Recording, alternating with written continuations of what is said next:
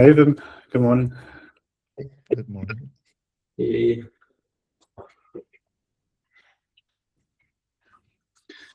Stars. Early start, yeah. For us, not for Mark.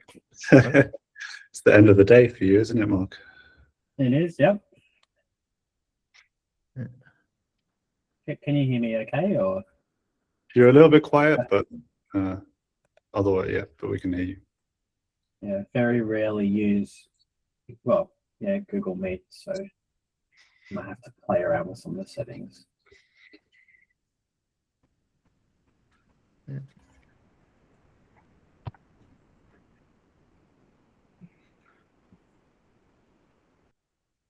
Yeah, is that better? Yeah. Yeah. Okay. Very good. Let me share my screen already. I think we will have one engineer that might join about halfway through the session today. They have a meeting at the first half, but we might have one person being able to join. Yeah. Oh, good. Good morning. Yes. You see my screen? Yep. Yeah. So maybe we can start, right? Yeah. So first of all, I think we are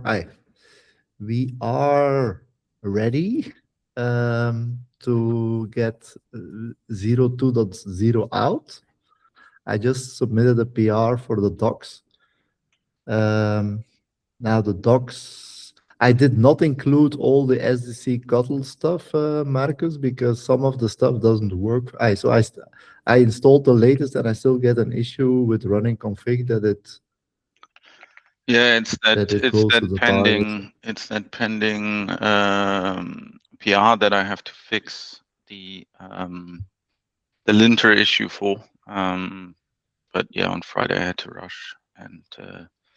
Yeah. Okay. Yeah. So the PR is just to update the versions of the data server and config server. So what I did not include yet is the SDC Kotlin commands and change. Actually, you don't need it. You don't need SDC Kotlin because we kept running config and blame config as is, and you only needed SDC Kotlin for the revertive when you use non-revertive action to revert some of the changes. So that's the reason why you need SDC Kotlin right now. Actually, there is only one reason, which is the revertive stuff. So the question is, do we wait for the docs to be updated, or do we just update it as is? Means everything like what is in the docs is still okay. But that means that people, there's a tag on it, and then people can start using it. How much effort would it be for the kubectl to be ready? The kubectl command to be ready? Probably today, and then we need to test. So what I typically do is I test all the stuff. So it's basically, yeah, it's not so much work. You just need to go through all the different pages and figure out whether they work or not. I wonder if it makes sense to have everything released together. Sure. And tagged together. Yeah. Okay. Then we'll wait. Yeah. That's why I say. Yeah. I mean, 1 day or 2 days, I don't think is a big thing in the grand scheme of things. But obviously, having access sooner is nicer. But I think 1 or 2 days is, my view is okay. The only thing what you don't get is the artifacts that are bundled together in the v02. So you have to, and so there has been some changes to the artifacts. So there are some flags that you need to set to use it. So that's the main, let's say, dependency. But if you take them from the config server and set the right images yourself, it should work. That's the only downside right now for people who want to try it. And so, Mark, your so the issue with this namespaces should be fixed in that, right? Yeah, so we're just testing that out at the moment. But yeah, it looks like it Okay. is. So it looks Okay. like yeah, so I think it was config sets, config blames and running configs we're leaking outside the namespace.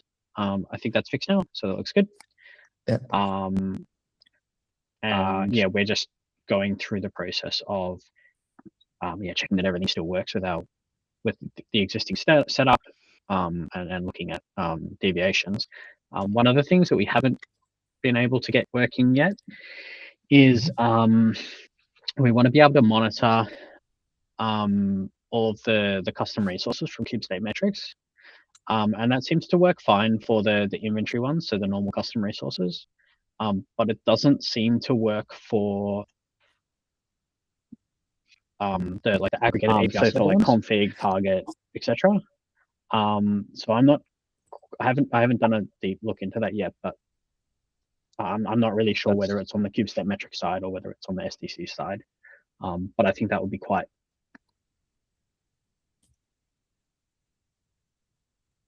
a useful capability if we can make sure that we have that working, and potentially even provide some like some example Kubestate metrics config for people so that they can easily just like apply that in. So I know the Flux project does that for monitoring Flux custom resources. So I think if we could provide that as well, it just gives people a really nice, easy way to monitor SDC and alert on it as well.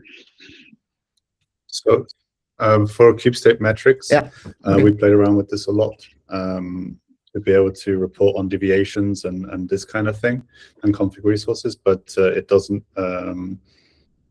Kubestate metrics is unable to get resources that don't have a CR backing or a CRD backing it. I actually did create a PR for this, so I fixed this in Kubestate metrics back sort of beginning of the year. Things move a bit slowly there. I probably also have to look into some things that they've added some AI comments on. But I can share actually the two PRs that I opened. One of them is for this detection or being able to find custom resources without a CRD. So that's the config resource, deviations resources, and so on. And another one is to enable a bit better to be able to use cell expressions within Kubestate metrics to be able to pull out specific fields or sort of general things. So I can share both of those PRs here, and then maybe we can try and push things a little bit forward with that. I've sort of had it on the back burner for a bit, but I think it's something that we need as well. We created in the meantime just a simple binary that will go and fetch these resources from Kubernetes, but having it in Kubestate metrics is going to be much nicer. Yep. Okay. Cool. I won't bother trying to look into that too deeply then. If I know that it already is not going to work. Yeah. Okay. Thanks, Alex. Yeah, maybe we can link the PRs in the docs somewhere that people are aware. Yeah. Okay, so I think the big topic that I wanted to discuss today is how do we get to V1, right? Which we had a little bit of a discussion on last week. And if that's okay for everybody, and which are the big, which are the big ticket items that we need to handle? I listed a few in the docs, but I don't have all of them. And so the question is, which one should we target first? Or which one should we list the first? The two that I have in mind are these two. And one is actions, which is probably less, at least not so much. I have some, let's say, view on what to do, but there is different options there. And then there is sensitive config, which today is focused on secrets. But we had a discussion with Mark to see whether we can, or whether it makes sense to do other stuff with it. But maybe there is other pieces that other people have in mind. So let's first try to complete the list, or if the list is complete. The idea is not so like there will be smaller topics. Those we can probably handle along the way, right? But you see that these big changes, like with the deviation, right? It takes a long time before all the pieces are fitting together. So I think it's these items that I feel we need to flush out sooner than later. So that was my thought, but happy to have different views of people.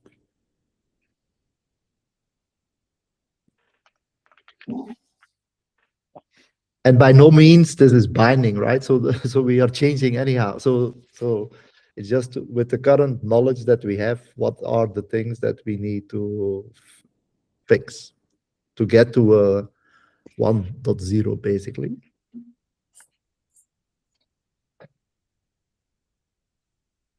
So I think from my perspective, there's probably some like edge case stuff that needs to be fixed. So for example, like the delete order of different resources, like you can fairly easily get into a state where things become kind of undeletable if you like delete the target before the config resources and stuff like that.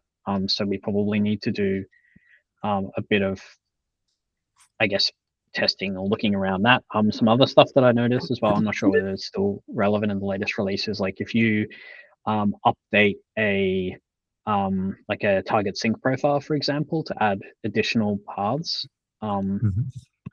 sometimes that doesn't work in terms of like you won't be able, it won't like actually apply and sync those from the target.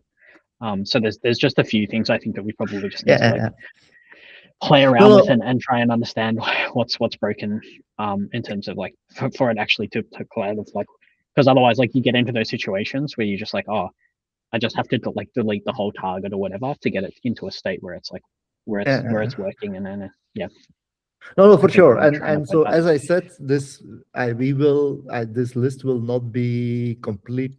Yeah, so we will find new things along the way, right? So and we will have to address them, right? And then but yeah, so the thing that I wanted to let's say focus on today, if possible, is like which big architectural items do we need to have support for before we have we can basically say this is relevant for a v1.0. And like you said, Mark, there will be things that we have to address independent of these topics as well, right?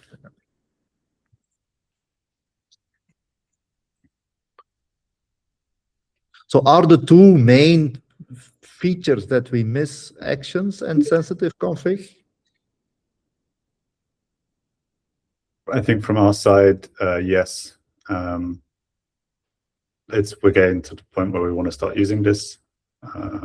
So yeah, we have planned for a workaround, but we would rather not use the workaround, I suppose, for actions, I mean, specifically. We'd rather not use those if it's ready with an SDC. So yeah. Now, can we discuss a little bit on actions? So maybe to give you a high-level sense on actions, it's basically to accommodate for netconf actions, right? Now, typically they are an imperative operation. So I see personally two ways to support them, right? One way is the very easy, is it stays an imperative operation. You perform, so now that we have sub-resources, right, on a target, you could basically say we add an action sub-resource, execute it, and get a result and see what is happening, right? Now, the consequence of that is that at the moment, the state is not stored in SDC. Okay, so that's the downside of it. Now, we can also change that, but at the moment, for example, if you look to how revertive works, the clear revertive works is basically the user or someone basically executes the command. We send it to the data server with all the config, we perform the action, and then the deviation is cleared, but then the state of that cleared deviation is not retained, right? And so that's how the current clear deviation basically works. So there is no persistency of that state. Now, we can change that, we can accommodate for that, but so one option is we perform netconf action as a sub-resource. Then the question is, do we need to keep track of the state that is associated with that or not? And then perform the action. So the easiest is, of course, not to retain any state. And yeah, so that's one way of performing it. Would that cover the scenarios and whether we need persistence or not?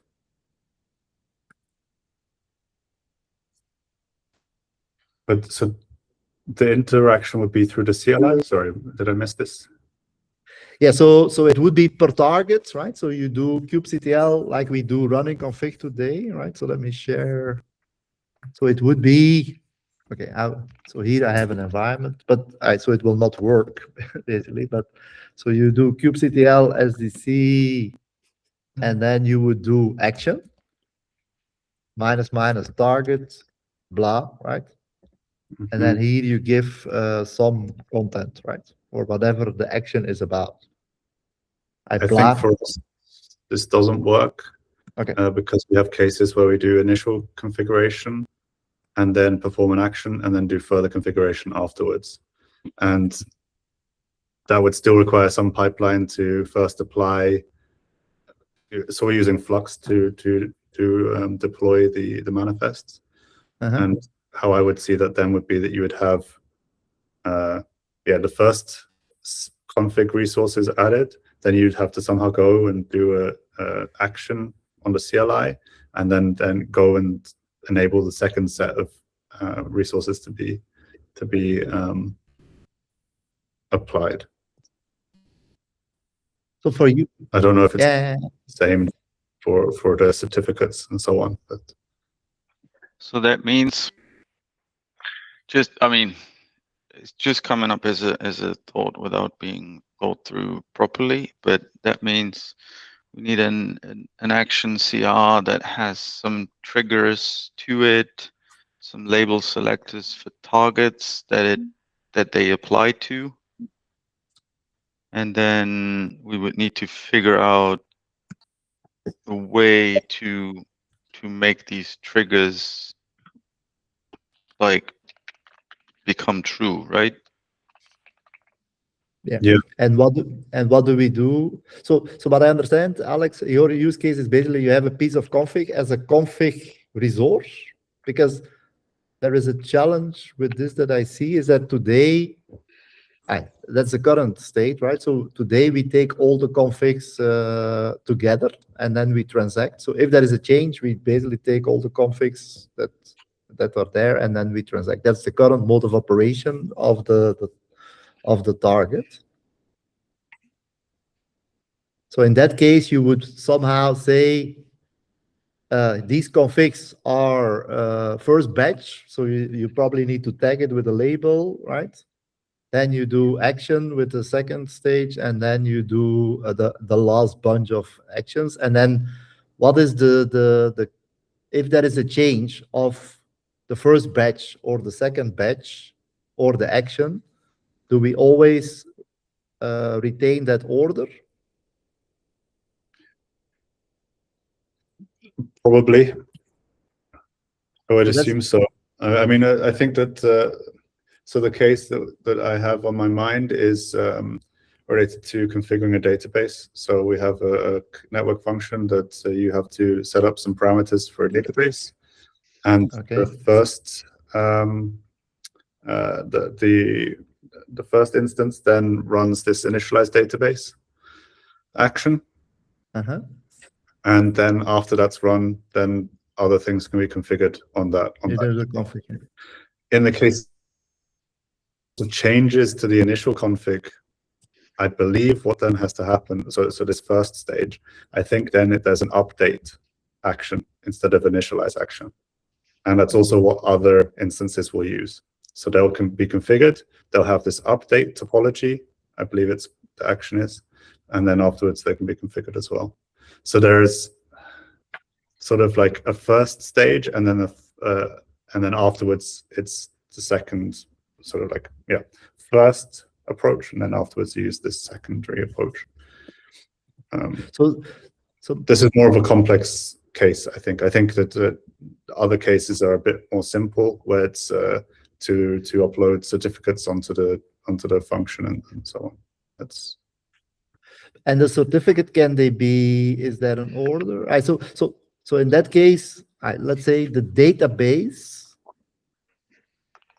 So the first, the database, is that represented as a config resource? So there is config resource to initialize parameters in this database. Yeah. Okay.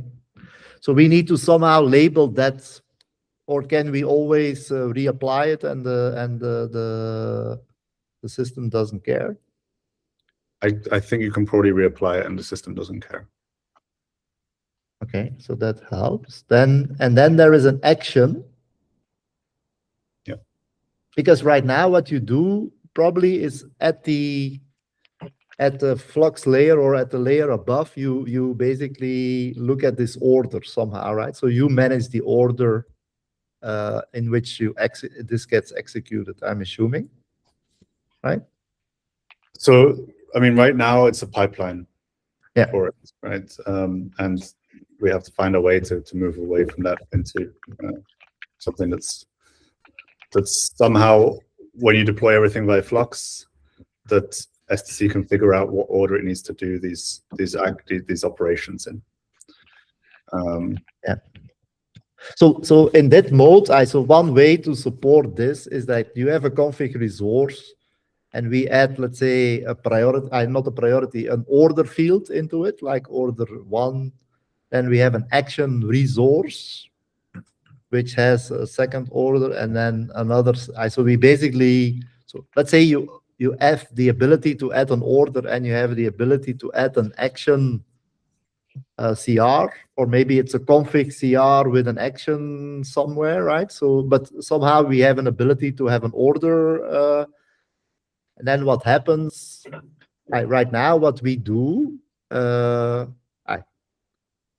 happens in the config server right now is that there is no order, but so let's say we have buckets of orders, right? So there is a bucket 1. So we group all the order, all the configs or actions that are within an order as one thing. We transact. So we do that. We handle that sequence. That's what would need to happen in config server in this case. It doesn't need to be config server, right? Data server could also do it. I mean, I don't know. The thing is that having it then ordered in config server or transacting independently, yeah. We have to sort out. So that's a detail right now, but yeah, so we have to sort it out, right? But so somehow you have, if we have an order, so in other words, what I'm hearing is that action needs to be persisted. So they should be, let's say, a real resource on their own, right? And then second, we need a kind of ordering. Yeah. Yeah. The first needs to be happening because we want to have all the resources deployed through Flux.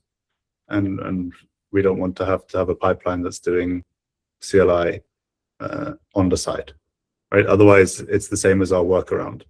Our workaround is basically apply one set of resources, then do a netconf action, and then apply a second set of resources in a workflow. But that's not the desired goal. Yeah. But for example, let's say we have an order. Let's say bucket 1, bucket 2, bucket 3.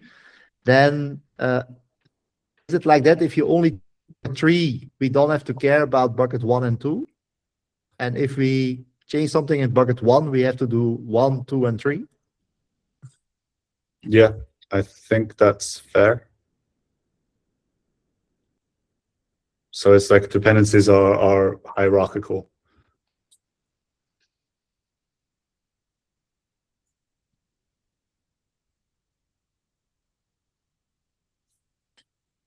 I think this would also work for the certificates, right, Jeremy? I mean, we do the main configuration in the first stages, and then certificate installation is afterwards. Is that correct? Yeah.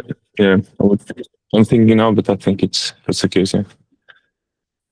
I mean, it's not for sure. It's not the exact same configuration, piece of configuration, right? You do a piece of configuration, action, and then another piece of configuration. So, Okay, it's even this yeah. is sandwiched. Okay, yeah, it's the same case.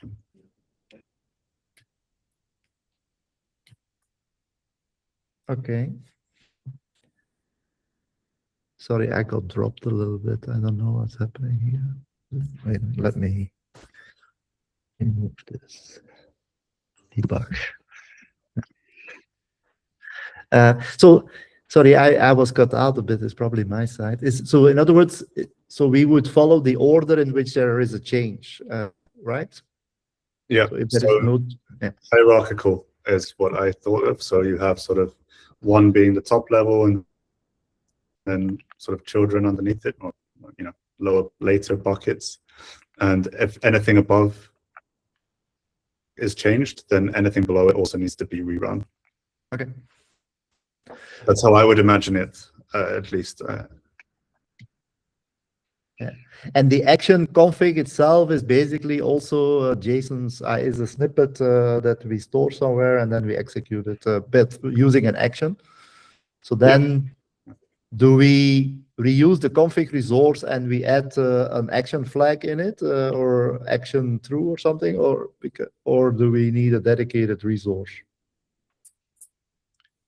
I worry that having it as part of the config is going to make it Too much? Non-transparent as to what's going on. Okay. Because could you make it separate? Yeah.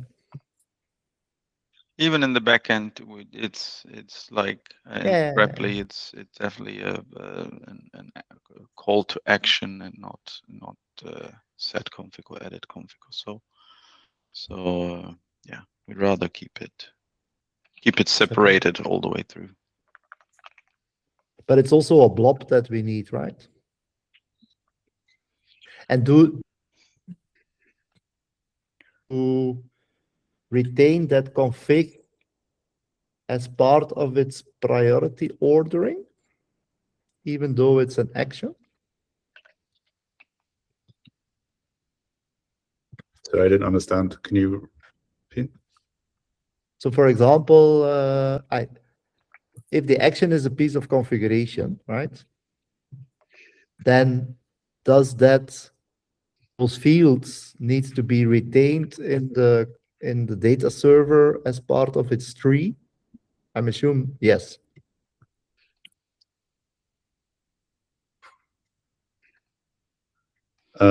Not as part of the tree, because it's not, I mean, at least not that tree that we have today, because that only contains config, right? Yeah, and so actions can take whatever parameters, I guess. So my question, yeah, so that was my question is actions, can we see them as a config, or is it something opaque? And can we get about it in the tree is what I'm trying to ask. I'm having a quick look at what an action looks like. So yeah, you have to navigate in the tree to sort of where the action is located. Yes, for the schema. in the schema. In the schema. And then you can pass some parameters which are defined in that schema snippet, right? So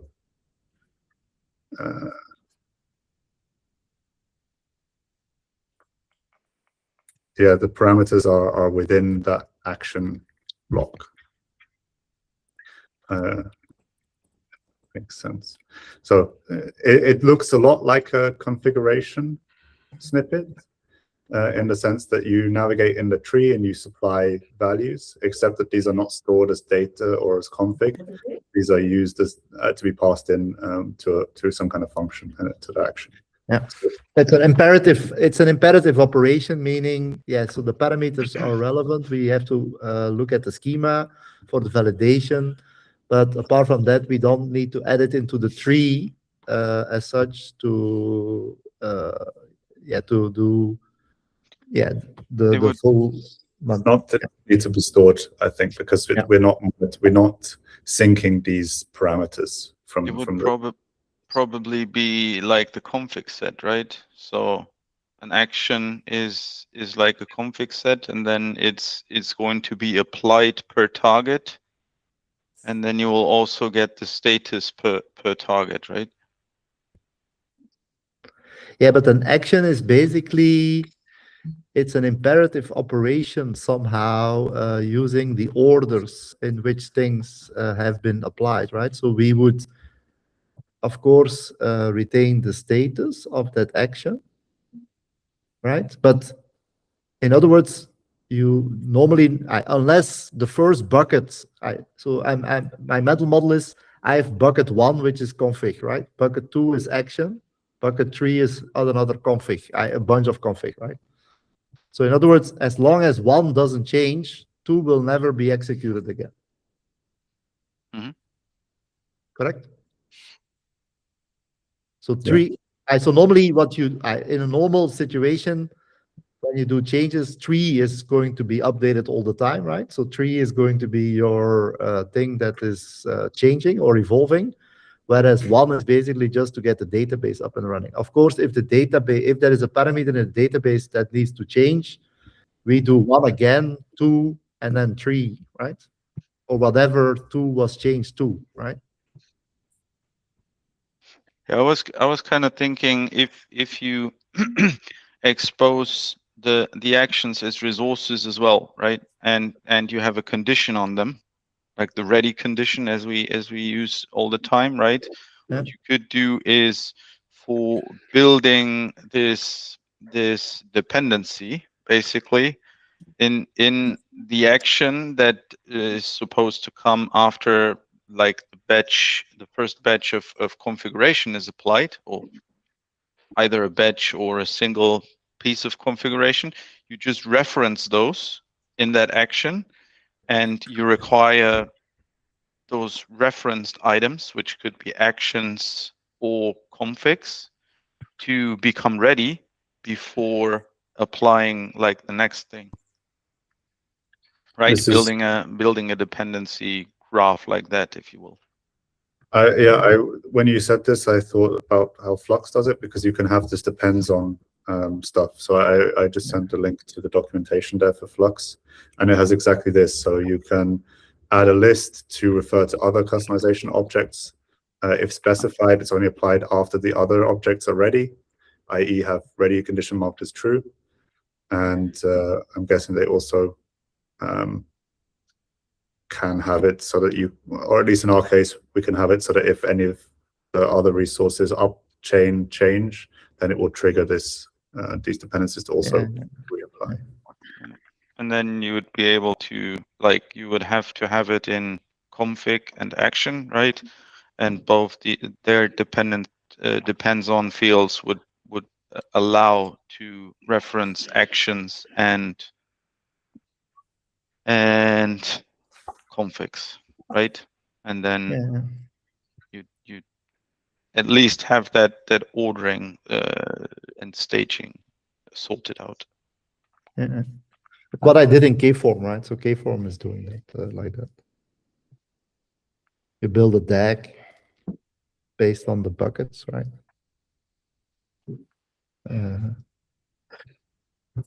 Okay. Would that also, Mark, for the Telstra side, would that also work? Is that kind of the same set? So I'm not totally sure. Okay. I suspect it's probably going to be similar. I think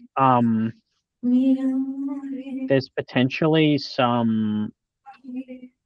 So I think there might be a use case, and maybe it doesn't make sense for SDC to do it, but for more of like an ad hoc action. So you'd be able to create some kind of like kind of like making a job or something, right? Where you'd want Yeah. an action to just be executed once and then that's it. For those ad hoc things, we could still expose a sub resource as Yeah. Wim pointed out Yeah.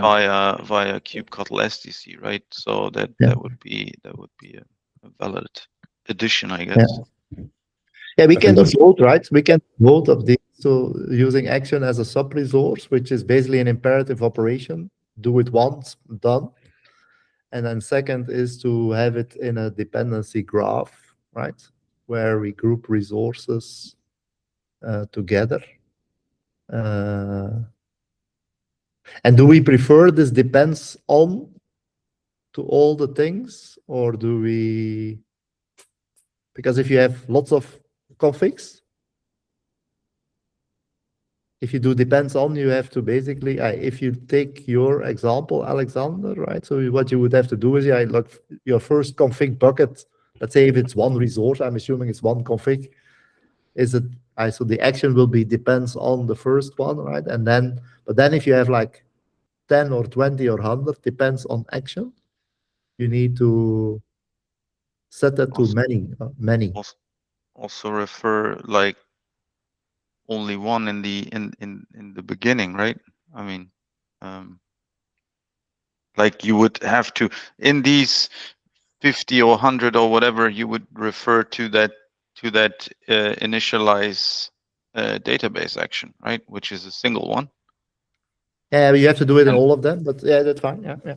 I mean, you have to set something anyhow. So yeah, so you can. No free lunch, right? Yeah, but what I'm wondering is that if you have multiple of these actions, you start to if you manage them through groups, it becomes more manageable. You see. The thing is, or the question is, if you cannot streamline then in the end, right? Because like if you're down to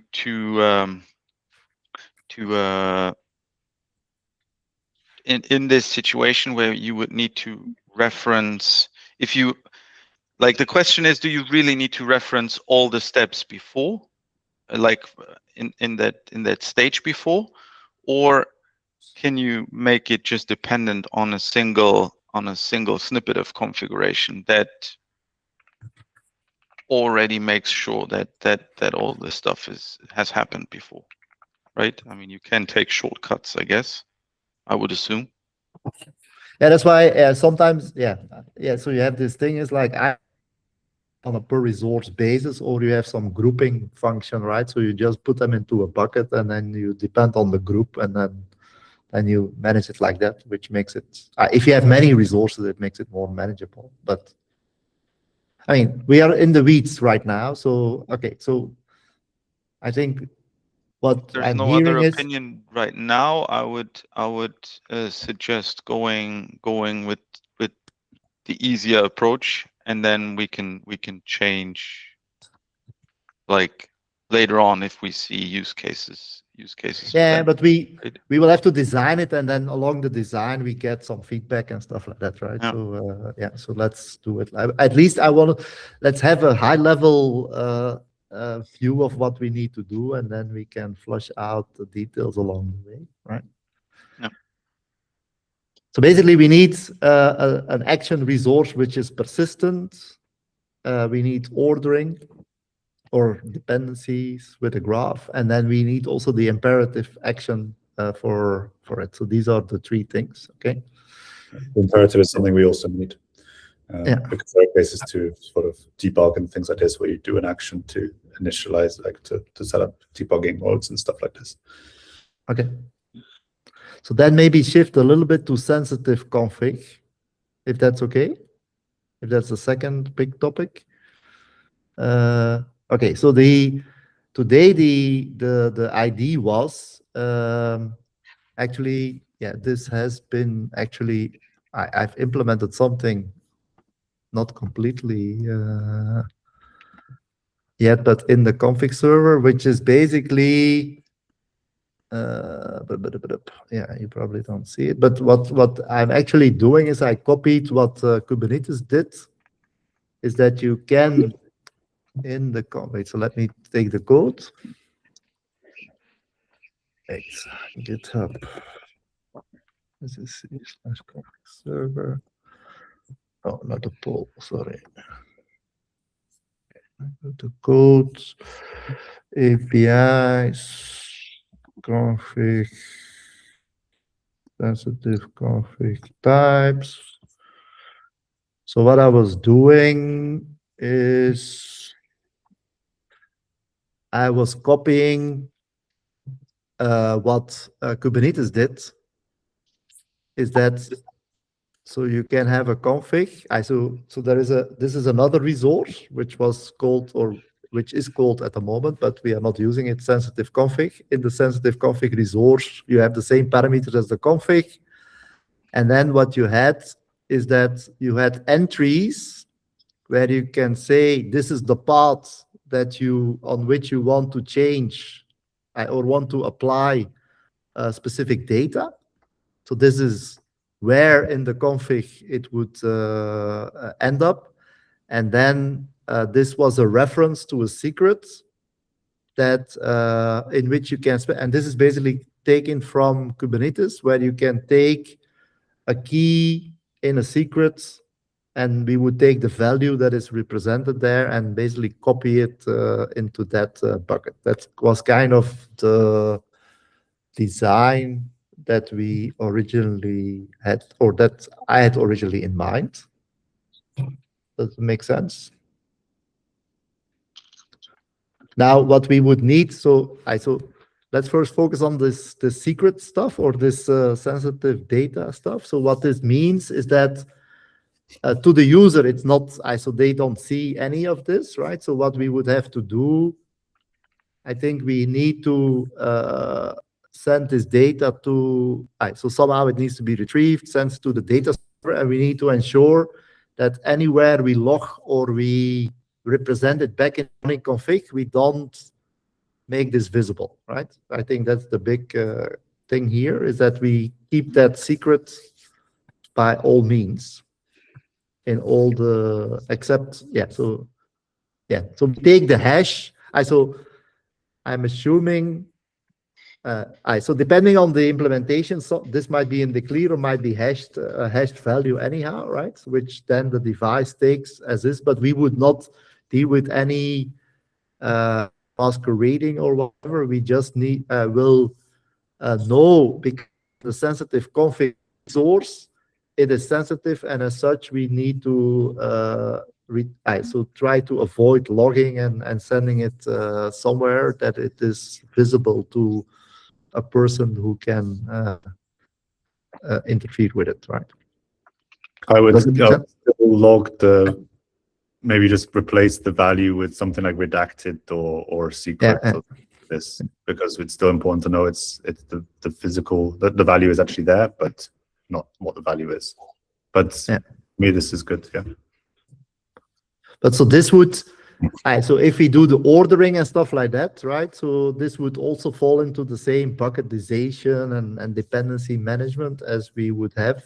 So this would act as a regular resource as we have it right now, right?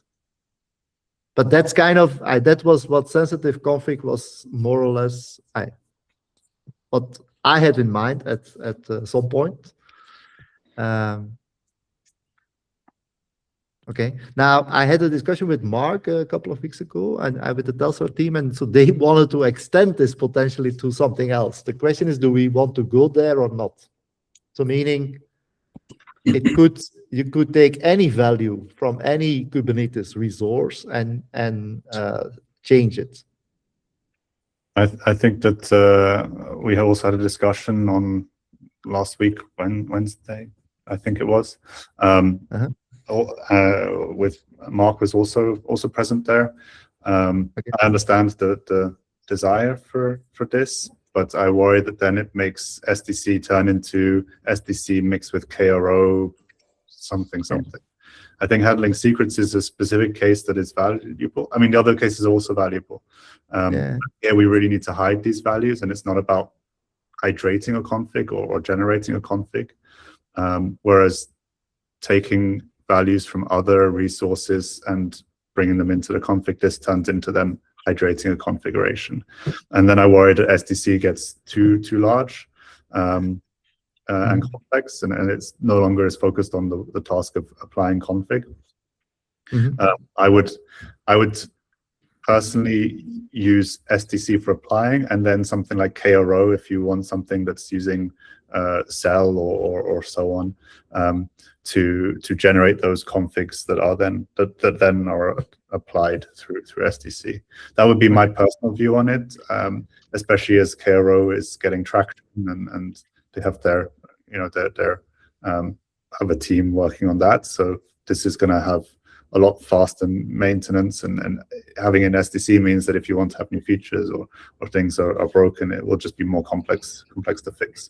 So becoming then a monolith in my view, and I think yeah, that's fine. Yeah, that's my personal view, but I mean, this is just yeah. I think that makes a lot of sense.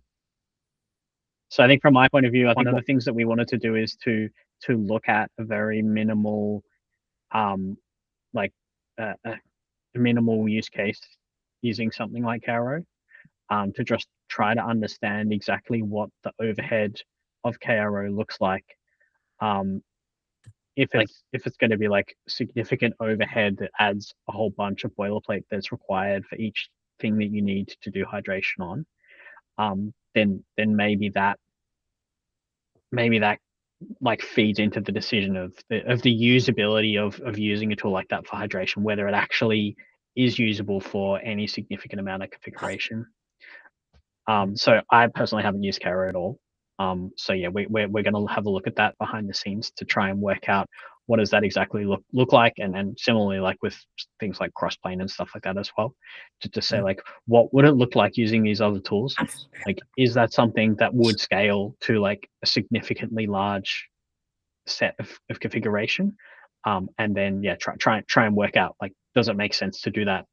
Is there like some small subset potentially that like secrets, there might be like something small that might make sense to go into SDC, not like a completely generic hydration thing, but something that's small enough to be maintainable, but maybe gets like 80% of your use cases or whatever. So yeah, so that's something that I want to look into to see what makes sense there. Yeah, okay, that's fair. So let's for now. We focus on with SDC. We focus on the secrets, right? Let's first try to get this to work, right, and have the basic covered, and then let's see, based on what Mark finding, we'll see what we. I think that we lost Vim. We lost Vim. You lost me? Yeah, you cut out for 10 seconds or something. What I'm proposing is that we focus on one thing, means config management right now, right? So let's do that first and well, right? And because if we boil the ocean too much, typically I agree, it's the chances of doing too much is high, and that's never good for any project. So I think let's first get those actions and secret stuff in it as a base thing, and then based on what Mark finds, let's discuss then whether we do something beyond this or not. But yeah, let's focus on this first, right? Regarding KRO, I experimented a little bit with it. We had a hackathon where we generated from a use case, so adding a roaming partner, use KRO to specify then the config that then would be applied. And at the time, it's good for the basic tasks, but for more complex cases, it wasn't yet ready. But again, it's in sort of alpha beta states, and there's a lot of development being done. So this was in October last year that I used it. But for things like copying over config from one resource into a config resource, it's really good at this. It can take a lot of inputs, and it will then also always update the output whenever there are changes to the input one. So that is all handled, and the only thing you define is sort of this mapping resource, and then it generates a CR for you or a CRD for you to then use. So, I mean, yeah, but you need to check for like if it's really ready, because in February at Container Days I was at a talk from AWS. They use Kero internally. They said they use it for production cases, but they wouldn't recommend it. okay. So that was a bit weird. They said they wouldn't recommend it, but they use it themselves for production because they said it's not ready yet. But they said they need to invest quite some time in maintenance, like just making sure for the customers that it works. Yeah. Okay. So maybe for the basic cases, it's good, and maybe that's enough now. But yeah, we keep an eye on it. I think that's also good. Yeah. Yeah, I've implemented KRO myself. Right, Kform is basically KRO, and I have the same opinion as Alex. Is for very basic stuff, it's okay, but from the moment you do any complex stuff, you almost need a programming language to actually do the linking. So I feel that's my view on ISO. When I did Kform, because KRO is more or less the same, that's the challenge.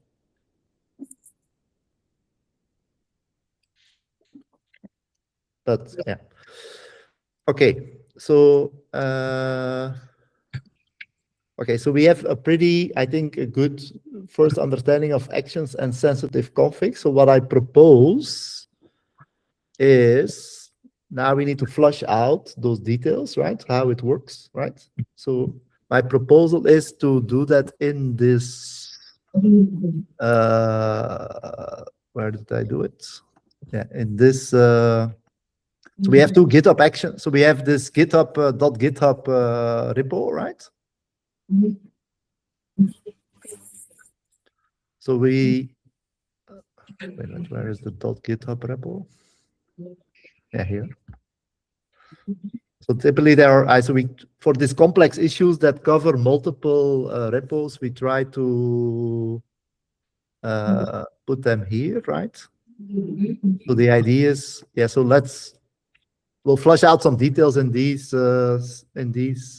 issues, and then try to get to an architecture or let's say componentary that we need for both of these, right? And then we'll start implementing that. Yeah, maybe I'd ask Jeremy, does it sound good for you, this approach for the secrets? Because I know you played around with the secrets a lot, and the workaround. Yep. No, I think it looks good. I mean, looks simple enough. I mean, you bind the secret and you use it. So maybe I missed it, but can you, in the secret, can you have multiple key value pairs? I think you just said JSON, right? Yeah, okay. Yeah, so if you look to the, let me take the code, right? So wait, where is my code? 1 second. I thought I had an example at some point. The more interesting question in the end is how do we get this information into data server and make it aware that this is sensitive configuration, right? So we either, Proto. in the proto we have a flag or something, right? Because at the end of the day, it's still the same config. It will be presented to you as if it is regular config.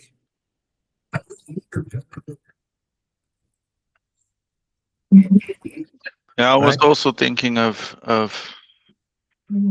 wrapper around the typed value that is sensitive config that takes typed value again, Alex. Yeah, I think that the leaf variants will start needing to have this flag, right? So we know what's, or rather the leaves would have to have internally in the data structure a secret or not. Then I wonder, I guess we should also be aware of edge cases like someone defines path in a config and someone defines a path in a secret, the same path in a secret. that could also be something that we need to take care of, and we should make sure to not expose the secret, but we could expose the other one. There we have to also be careful, because if we're, but then bound to the value. So for me, then this flag should be bound to the value rather than to the config node or the leaf. But I mean, this is implementation stuff. And also like in the protos wouldn't work in the actual interface between config server and data server, because config server makes use of the typed value type JSON. So it's being sent as a blob, right? As a JSON blob, and not as proto updates, basically. But this blob, is it one blob per resource, or is it all merged together? One It's blob one per per resource. resource. So I guess we could put a flag then on this on this level, saying that this is from a secret config, because they'll be separated per intent. Correct. Right? Correct. So it could be on this, but then So in it's data server we just need to make sure it's not like general config that references a secret. It will definitely, the whole thing will then be a secret config. Yeah. So that's Okay. If that's the case, then we can do that. Yeah. yeah. So that's why there is a sensitive. Why I put it on a separate resource, right? But so what I think it's config server that basically takes the secrets. I looks at the sensitive config when it parses, when it basically gives or assembles all the data that needs to send to you. It copies the secret value from the key that is referenced here. So Jeremy, towards your point, so yeah, so that's exactly how it works. So the secret reference is you can point to a key in the secret. So in other words, you can reuse the same secret for 50 objects, right? And then every part will reference its own key in that secret. So what has to happen is basically takes that value and then represent it in that intent block, which is the sensitive intent block. So we put a flag somewhere to say this is secretive, and then you get part values for each of them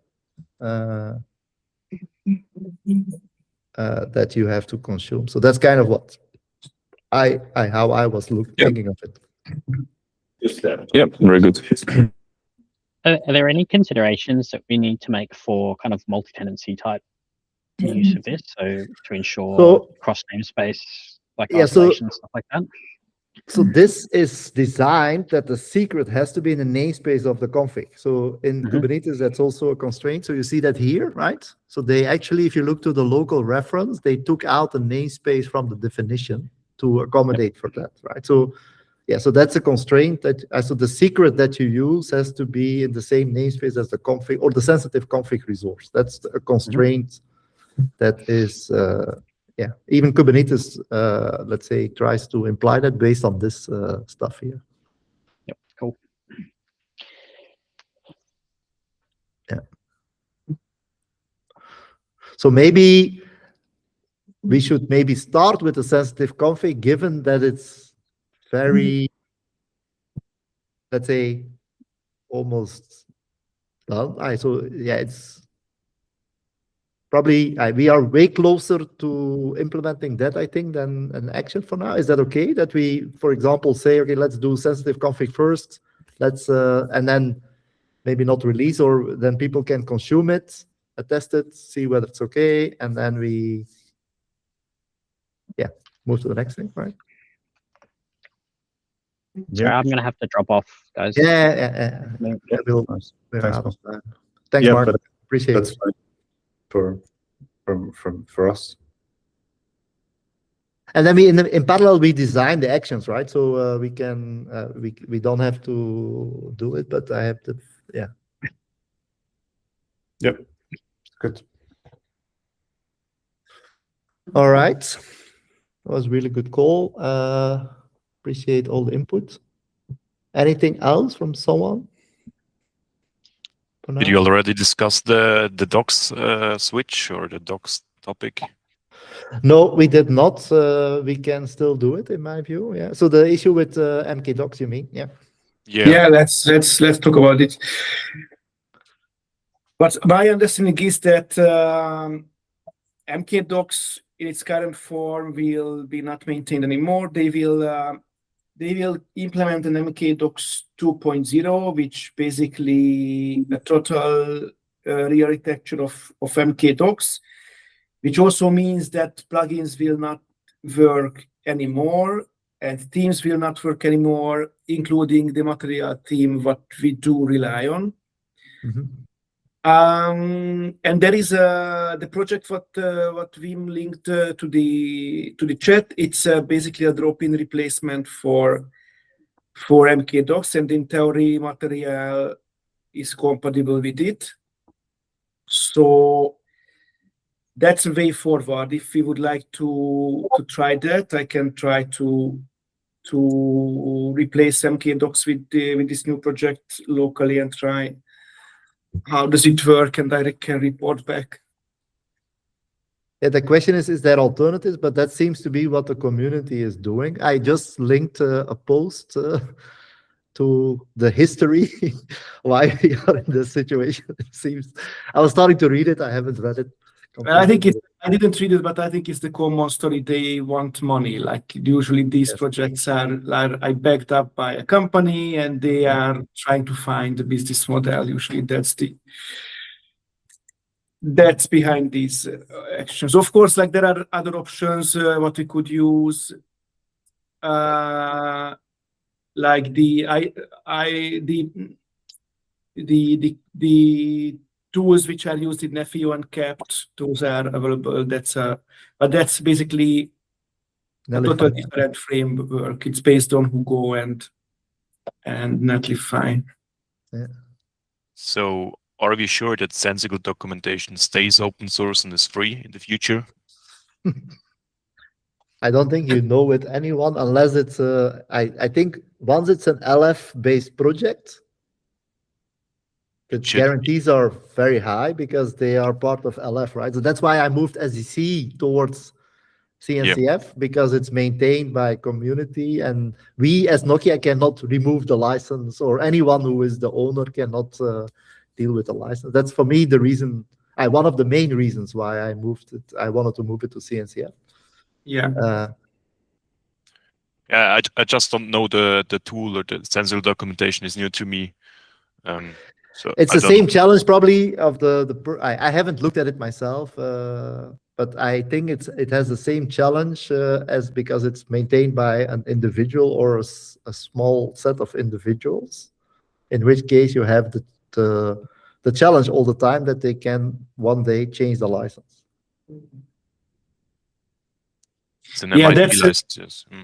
That's always a problem. Like if an open source project got contributions only from one company, basically they can change the license anytime because they own all the copyrights for it. Yeah, but it looks very, very crisp, to be honest. So it looks very cool. So it's I would try it. Yes. Let's try it, and then we can see what it brings. Yeah. Okay. All right. Any other topics?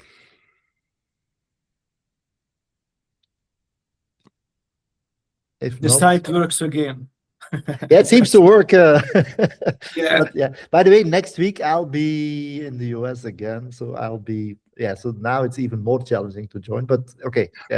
But you guys can continue without me, right? So please go ahead. The only thing I have to sort out is this recording somehow. Is there a way in LF Gurgly that we can use their group or something like that? Yes. Once we are in CNCF, we can switch to Zoom. Okay. And in Zoom, we have access to recording. Okay, because right now the problem is it's linked to my account, and then if I'm not there, I have the feeling it never records. And I try to figure this out, and I have not been able to do that. So that's my that's what we need to fix as well. Yeah, we will have access to public calendars, for example, and Zoom and recordings will be automatically stored. Yeah. All the goodies. Okay. Cool. All right. And do you know when we will be complete?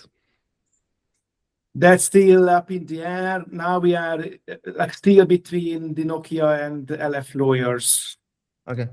ping-ponging with legal terms. Okay. I don't want to deal with that. No, I'm dealing with that. I don't know. It's I appreciate. But anyways, it's part of the job. We have to make sure that it's done. Yeah. Okay. Very cool. Cool. Thanks, guys. Appreciate. All right. Thanks, everyone. Cheers. Have a Bye-bye. good week. Thank you. Bye-bye. Just bye.